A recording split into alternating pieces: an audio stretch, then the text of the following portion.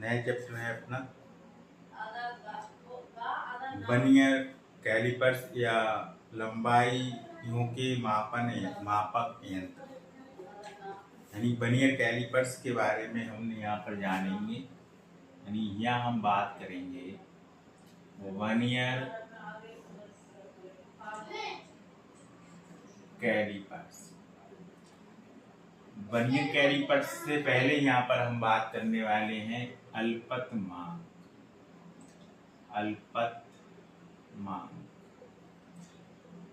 अल्पतमांक वह माप होती है, यानी किसी मापक यंत्र द्वारा मापी गई छोटी से छोटी माप उस यंत्र की अल्पतमांक कहलाती है। इस मापक यंत्र के एक साधारण पैमाना होता है, साधारण पैमाना, और इसी के साथ दूसरा जो होता है ये हमारे पास एक वर्नियर पैमाना होता है, वर्नियर पैमाना, और तीसरा इसी में हम कहते हैं पेंच मापी या स्क्रू गेज, या यहाँ पर हम चौथा बात करते हैं गुलाई मापी। इस तरह से हमारे पास ये यंत्र होते हैं। अल्पतमांक हमने कहा किसी मापक यंत्र द्वारा मापी गई छोटी से छोटी जो माप होती है वो उस यंत्र की अल्पतमांक कहलाती है। वर्नियर कैलिपर्स में क्या होता है, वर्नियर कैलिपर्स में दो पैमाने होते हैं, एक मुख्य पैमाना और दूसरा वर्नियर पैमाना। जो वर्नियर पैमाना होता है, वर्नियर पैमाना, इस वर्नियर पैमाने में जो खानों की संख्या है, खानों की संख्या ये 10 वर्नियर पैमाने, यानी वर्नियर पैमाने पर जो खानों की संख्या होती है वो 10 होती है, ठीक है, वर्नियर पैमाने।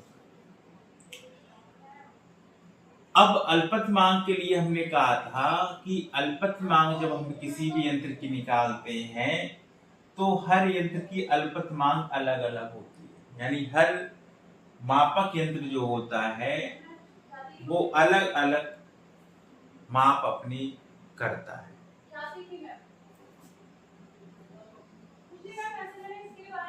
इसके लिए हमने बात करें तो जैसे जो मुख्य पैमाना है इसमें सबसे छोटा खाना जो है वो 1 मिलीमीटर का होता है। तो यदि हम अल्पतमांक की बात करें किसकी, एमएस की यानी मुख्य पैमाने की, तो 1 मिलीमीटर होगा। और इसी को यदि हम सेंटीमीटर में कन्वर्ट करें तो इसका 1/10 भाग होता है।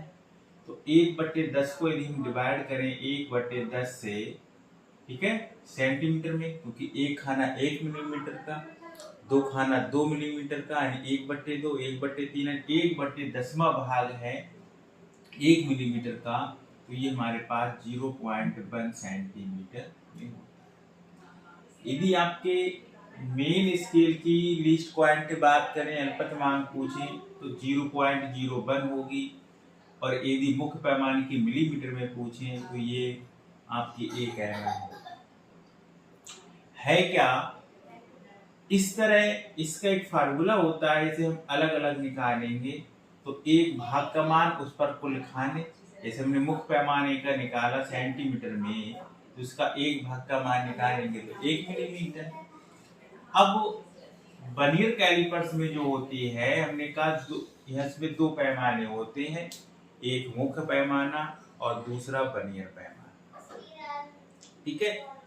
अब इस पर हम सिद्धांत में इसमें 2 जबड़े होते हैं, इसके द्वारा किसी भी पात्र की गहराई, आंतरिक त्रिज्या, गोले का व्यास ये हम ज्ञात कर सकते हैं। ठीक है, अब इसमें हम वर्नियर का सिद्धांत की यदि हम बात करें, यानी वर्नियर कैलिपर्स का सिद्धांत, ये इम्पोर्टेंट है और अक्सर ये पूछा जाता है कि वर्नियर कैलिपर्स का सिद्धांत क्या है। तो देखिए, इसमें हम देखें तो जो वर्नियर पैमाने के n खानों का मान होता है, यानी वर्नियर पैमाने के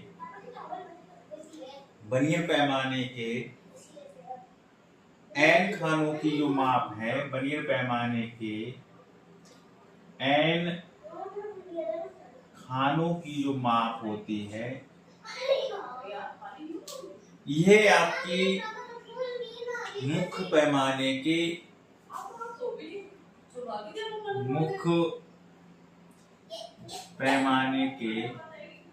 n-1 खानों के बराबर होती है। ठीक है, खानों की माप, यानी वर्नियर पर यदि n खाने बने हैं तो मुख्य पैमाने पर एक खाना कम होगा, यानी n-1 होगा। वर्नियर को हम b से यहाँ लिख सकते हैं, nb बराबर जो होगा वो n-1 इंटू m के बराबर होगा। ये मुख्य पैमाना, ये वर्नियर पैमाना। तो वर्नियर का मान निकालेंगे तो ये n-1 upon n into m के बराबर आएगा, ये तो मिलेगा, यानी b बराबर मिल जाएगा n-1, या इसको पूरे एक साथ भी ले सकते हैं, n-1 upon n into m के बराबर। अब हमें जैसे वर्नियर की अल्पत मांग निकालनी है, क्या निकालनी है, वर्नियर कैलिपर्स की अल्पत मांग निकालें।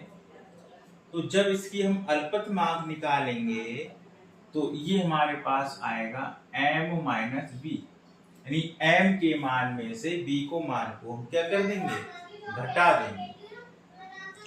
तो m का मान हमारे पास m है ही, और b का मान हम ये रखेंगे n-1 upon n into m, bracket खोलेंगे तो इसको हम लिख सकते हैं m-n, उसको हम यहाँ पर लिखें। ठीक है, तो यहाँ लासा लेके हम यदि सॉल्व करें, हैं लासा लेके भी हम सॉल्व कर सकते हैं। ठीक है, तो यहाँ से हम 1 अपॉन n कॉमन ले रहे हैं, तब भी मान निकाल सकते हैं। ठीक है, यानी इसको हम m कॉमन ले, यदि m यहाँ पर हम कॉमन लेते हैं तो ये हमारे पास बचेगा 1 minus n-1 upon small n।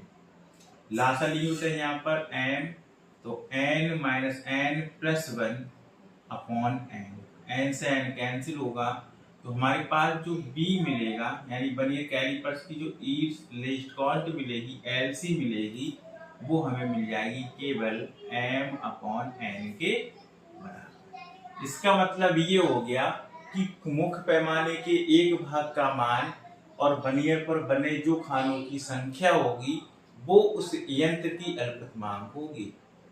यानी इसका मीन्स क्या हुआ कि ये m जो है वो मुख्य पैमाने का माप है, और जो n है वो खानों की संख्या हमने कही भी थी। वर्नियर पैमाने के n खानों की जो माप होगी वो मुख्य पैमाने के एक खाने के बराबर। मान लिया कि वर्नियर पर खानों की संख्या है 10, ठीक, तो मुख्य पैमाने पर जो मिलेगी वो 10 माइनस 1 यानी 9। कितनी मिलेगी, 9 खाने, यानी वर्नियर पर 10 हैं तो मुख्य पैमाने 9 के बराबर होंगे।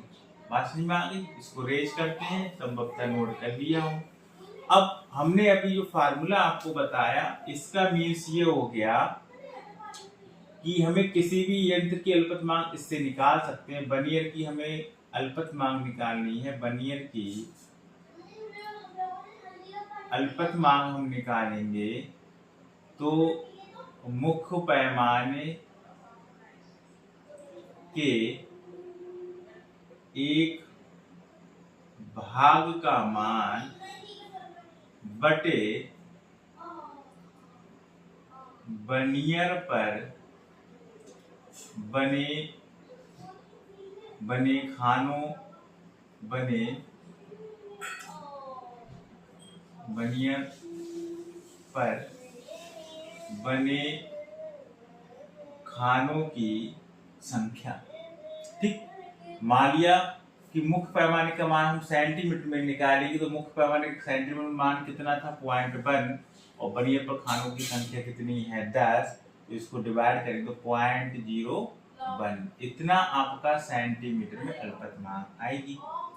यदि इसी को मिलीमीटर में हमें निकालना हो, ठीक है, तो 1/10 कर देंगे तो 0.1 मिलीमीटर इसकी लीस्ट पॉइंट आएगी।